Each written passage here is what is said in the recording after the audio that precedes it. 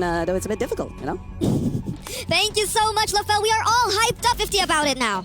I'm not a fan of Obsidian, man. I think it's good only if certain situations come about. So if they're able to just snowball out of control, it'll be great. Thing is, though, it really seems like A7 have gotten the better composition to get that early snowball through neutral objectives. Yeah, but it's an Akai all over again together with the Belleric. I think the Belleric has been making a statement ever since day number 1 of the wild card.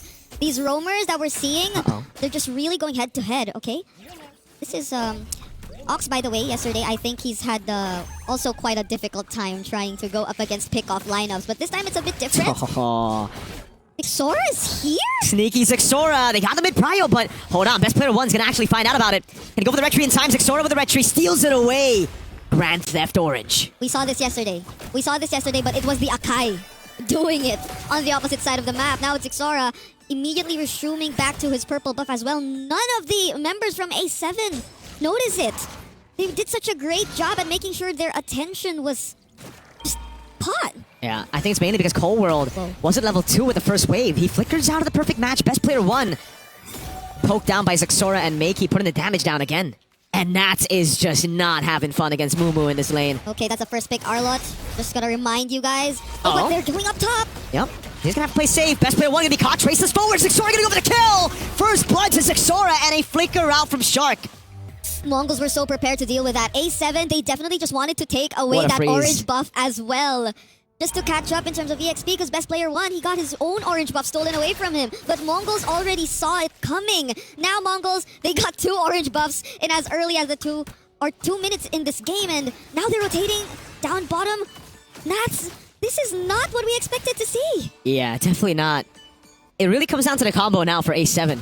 If they can get the combo going, it's going to be great. Great taunt onto Makey. Crimson Beacon coming down as best player 1 goes over. RWM Nats with the final slash, picks him up. Cold World picks up the kill. Best player 1 spins around McKay. Takes him down to Sia. Goes for Blazing Duet. Stunned up in the back. He's going to go for more damage there. Good throw to Ruin. But Cold World gets a double. And it's still a turtle over to the Mongols. K trying to sidestep, but it's Cold World with a big triple. Our mid laners have been getting triple kills and savages so far here in the wild cards. And that definitely looked like A7 finally clapping back. They were able to deal with the members of Mongols one step at a time. Ox. And with... Okay, hold on. Oh, Fatal Links is back up just on time. Cold World! No flickers on cooldown, but boom! Roots. Makey, Ox cannot deal with it. They're going to have to just respect it. Shark, though, he might actually get taken out. Good shot from Xora. Traces forward. Shark gets a bit more HP. But it is inevitable. Xora with his second kill of the game. Still took quite some time, though. That's the Belleric for you. Xora did have to help them, but going back, Xora. What are we supposed to even call this kind of jungling pattern, you know? Dude, Xora is one of those guys who just has a very impressive... Oh, he's gonna go bomb. Wait a second. Mount Shocker lands. That's the final slash. Not enough to keep him alive. The pathing from Xora is immaculate. Agree. This is something that A7 could barely deal with. Like, their players or their heroes aren't exactly the proactive type, maybe apart from the Arlott at this point of the game. Best player 1 could just watch. These are the type of mechanics you'd expect from a guy who misses handshakes. Yeah, I agree. Maybe it's also because of that. It's exactly because of that, you know? Like, he just had to avenge himself through this rotation, which I don't know what we should be calling it, because so far he's been consistent in terms of just going back to his jungle and stealing away the orange cap. It's the anti-handshake rotation. He wants to avoid the panda at all costs by stealing his camps. The Dragon Warrior yesterday was the one stealing camps. He's honorable today. The Dragon Warrior, which he couldn't spell without an S. Without an S. I don't know how many times I've heard that statement yesterday, but we're going to see the next turtle. Come on! Fatal Links flicker. Oh, there you go, though. The Akai, the heavy spin, and Ox gets away with the perfect match. Nats tried to get a final slash in, and now it's a big flicker burnt out. With no heavy spin, they're going to go for a bit of damage on Mumu, but it's just such a tanky Alice to deal with. Yep. Mumu's trying his best to zone. Nats too, looking for the targets. Ox is low. Uh-oh, final slash lands on Mumu in the back. Oh, it's just a full chase CC, but with the Wrath of the Dryad, it's not enough. Mumu gets a double. Gets in the midst of it all. Makey with the Crimson Beacon, picks Cold World up, throws him back onto Mumu. Onto Xora as well. It's a triple. Oh, Sokolino gets away just in time with the BMI.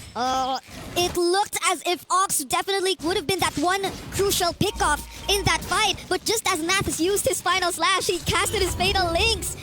It's as if, yes, these crucial ultimates are always baited out just in time before the major fight breaks out, such as the heavy spin. Oh, we see more of that grok from yesterday. Ox thrown back into everybody. Free resets for Nats.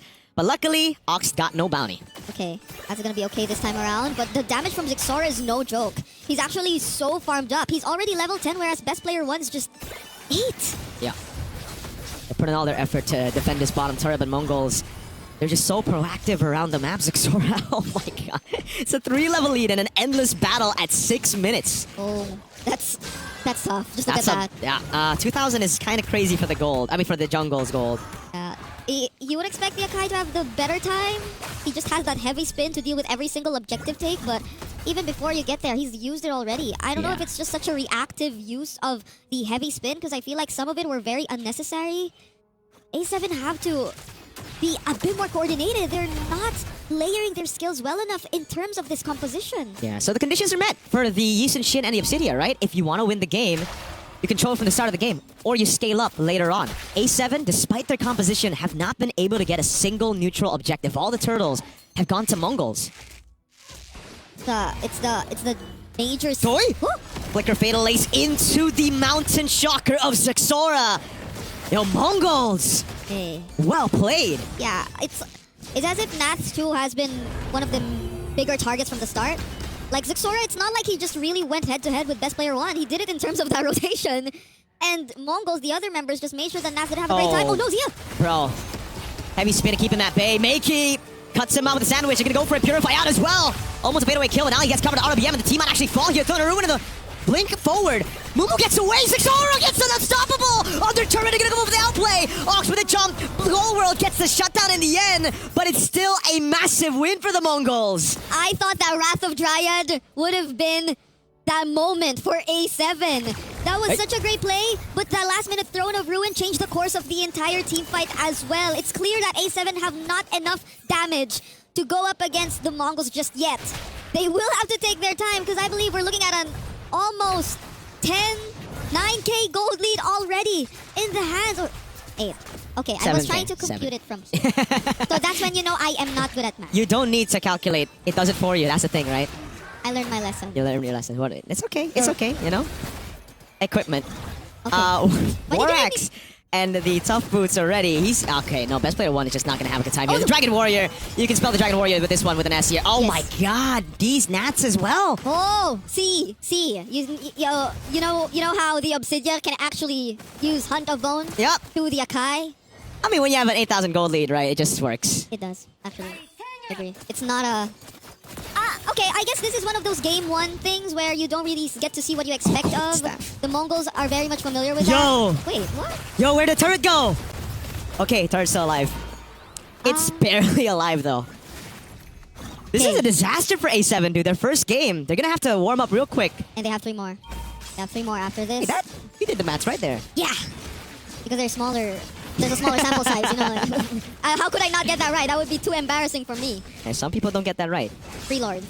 Free Lord.